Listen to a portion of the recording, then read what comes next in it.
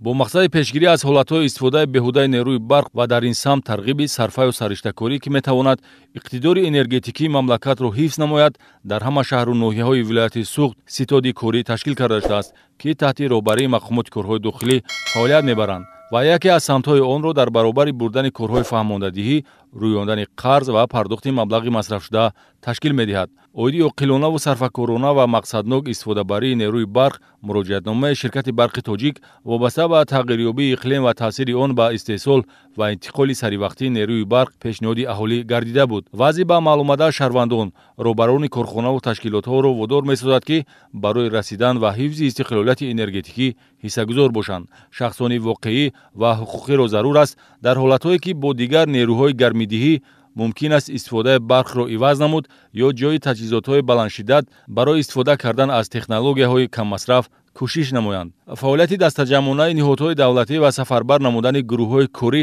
ба корхонаву ташкилот ва маҳаллаҳои аҳолинишин натиҷа медиҳад.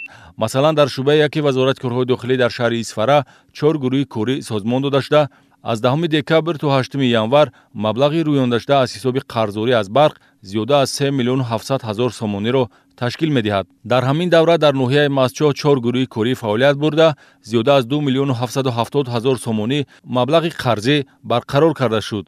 дар шаҳри Гулистон бошад 7 гурӯҳи корӣ таъсис дода шуда наздик 2.5 млн сомонӣ маблағи қарзӣ ҷамъоварӣ гардид, ки асосан аз ҳисоби корхонаҳои саноатӣ мебошад. Ин се шӯъбаи мақомоти корҳои дохилӣ дар иҷрои талаботҳои барномаи давлатӣ, ки ҳадафи он таъмини истиқлолияти энергетикӣ мебошад, фаъолияти пурсамар доранд.